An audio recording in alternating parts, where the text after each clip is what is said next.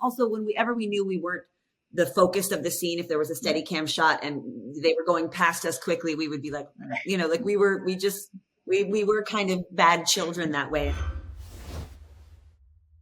Hi, everyone, and welcome to the Awardist podcast. I'm Entertainment Weekly senior TV editor Gerrad Hall, and I have a power trio of actresses joining me from the hit Netflix series Ratched. Please welcome Sarah Paulson, Cynthia Nixon, and Sophie Okonedo. Welcome and thanks for joining us, ladies. It feels like September was forever ago when when the show came out, but it was certainly one of the biggest shows of the year for Netflix. What were some of the reactions that all of you heard from folks who watched? Before it was even on the air, we showed it to my son, who was 17 at the time. And he said two things, which I then heard from a lot of people subsequently, which were, as soon as you finish one episode, you're just really anxious to just see what happens next. But also he talked a lot about how it's a film noir, but it's a film noir shot in Technicolor. And that actually it makes it sort of creepier and spookier. And I really thought about that so long when he said that, and I felt like it was Ryan Murphy's take on, we think about this moment just post-World War II in America that was so, we think of it as our golden time, but actually there was a lot of stuff that was happening just under the surface that was really creepy, particularly for people of color, for women, for people suspected of being communists, people who were too left-wing. There was a lot of malevolence happening in America at that time, despite those gorgeous Technicolor and gem musicals. We started on this journey sort of knowing kind of what was going to happen for a bit, and then after a while we didn't know necessarily which way the story was going to go, so we were definitely on our toes right to the very end. I didn't say you made me uncomfortable. I said the question was personal. Sorry. You should bathe more often. Your fingernails are filthy. Sarah, Mildred Ratched, I wouldn't call her like a classically evil person. There's a lot of mystery here. There are layers and dimensions to this woman. But was there one element, especially as we saw her past and looking back on some flashbacks and stuff, that like informed everything else and like opened the door for you to this character? Honestly, it was the thing I resisted in the beginning, which was revisiting Louise Fletcher's performance in the movie, because I felt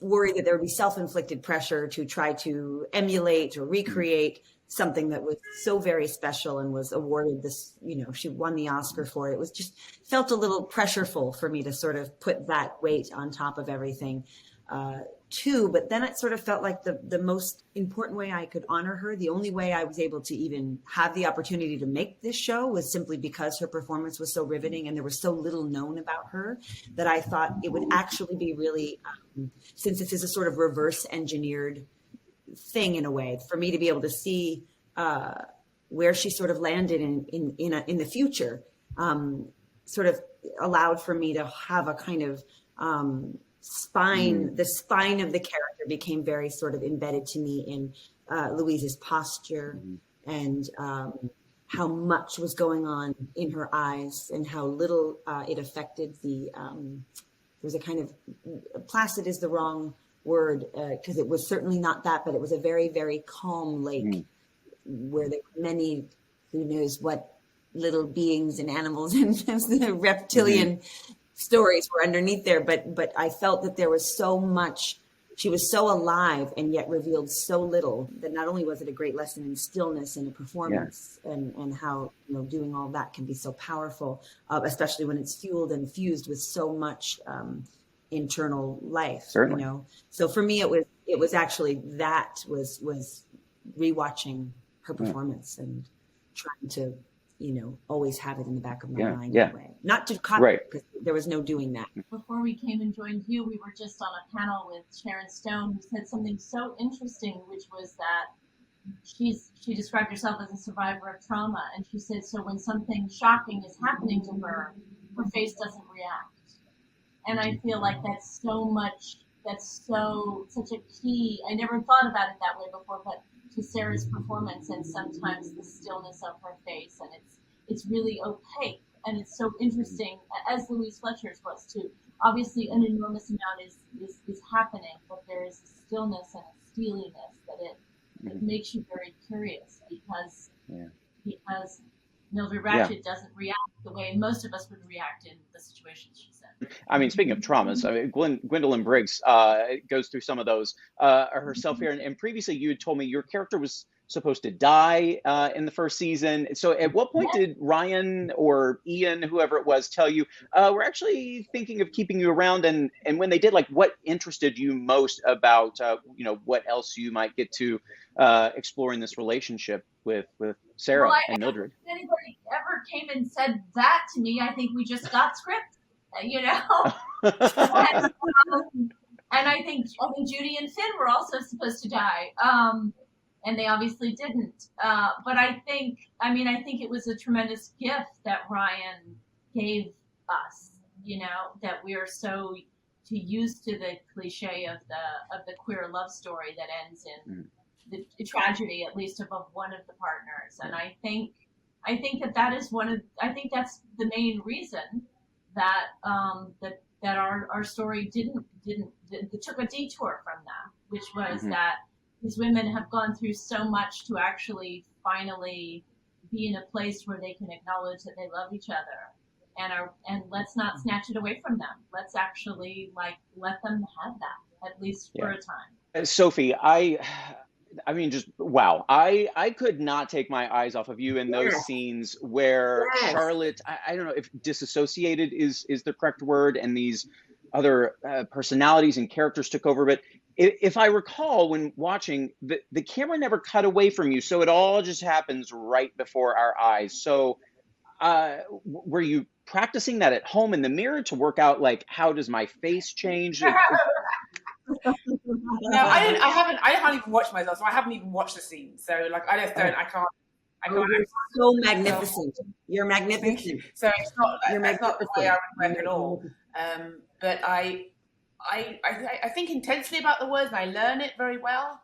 And then I'm really used to, because I do a lot of theatre, I'm really used to telling all the story in a couple of hours, So I'm used to sort of being able to go for a long time. So, and both Cynthia and Sarah are theatre actors too, so they get it. So when they go, you mean you can do 10 minutes of the script without stopping? You're like, yeah, I can do 3 hours. Do you know what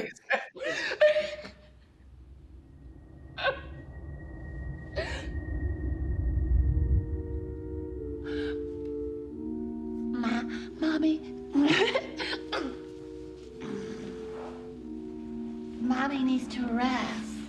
Undine? Mommy needs baby Taffy to make her some nice warm soup. If she doesn't eat some soup and get some rest, then she's never gonna feel better. Where is Mommy? She's right over there. You could nearly do the whole that scene in one take, and for me that's just like the best fun to see if I can go from if I can really emerge differently for each character. But I don't really plan what I'm going to do, because I like to just do different things each take anyway. And also I can't plan because I never know what the other actor's going to do, and so I just usually just respond to them in some way. So the situation, I had no idea his office is going to be that big, until I got there. It looks enormous. Yeah, I was imagining like a little normal kind of, because it's Ryan Murphy, it's not going to be like that, but it's like I was imagining a little kind of like doctor's office, and it was this huge ballroom. So I thought, well, I better use that space. Very good point. Well, let me tell you, you definitely emerged in that scene, and it was just chef's kiss. It was so good. Throughout this season, throughout the series, there are a lot of scenes where it's just two people off together, 2 or 3 people off together. But if I'm not mistaken, that dance scene is the first where really all of you are together, and of course things go horribly south. But was there a different dynamic, a different mood that day on set? Giggling, lots of giggling. It was a lot of giggling. I did have a really hard time keeping a straight face around Sophie, and for reasons that I don't even understand fully, but it just was something that would happen a lot, where she would make me giggle. Also, whenever we knew we weren't the focus of the scene, if there was a steady cam shot and they were going past us quickly, we would be like, we we were kind of bad children that way, in a way that was really fun. But I don't know for you guys, but John is a wonderful dancer. He's an extraordinarily wonderful dancer. So he and Judy, when they were doing this dance number, and they did it so many times, we shot that scene over several days. And it was really hard. And as you said, everybody was having their own little vignettes in the room, but it was almost impossible to not just focus entirely on John's legs going everywhere and Judy doing all of the magical stuff that Judy was doing. It was a very, it was really also lovely because we all got to be together, but it definitely, there was some extra sparkly levity that on those days. But then there was also trauma. Gwendolyn gets shot and, Judy gets rejected by, it's just, Charlotte gets sprayed with blood. I mean, it's just like, it was a real roller coaster. Indeed. Listen, I could talk to you, all of you, all day about the show, but I would be very remiss in not mentioning it. You started talking about Judy, and we've mentioned John. This the rest of this cast is just phenomenal. I don't know what else any of you want to say about them, but I mean, A+ casting all around. Well, the thing that people haven't talked about enough to me is Amanda Plummer, who I have always admired from always, and I got to work with her on stage once many years ago, shared a dressing room with her, and here we were 20 years later doing this together, and I just think she's a phenomenal actress and woefully underused in my opinion, and I hope, given the way the series ended, that there is going to be more for Amanda to do in a sort of front and center. You could never tell. That's going to be. You could never tell how she was going to deliver a line. You could never never. Which was so That's quite unusual. Oh, it was. Yes, it is. Yes, it is. Which it was always right there in her eyes too. You always wondered, just watching, what is she going to say or do next? And those are some of the best performances to watch. And all of you are superb here, and congratulations on it. And I cannot wait for a second season. So thank all of you. My thanks to all of you for joining us here on The Awardist. Thank you so much. Thank you. All right. Thanks. Take care. Bye-bye. Bye.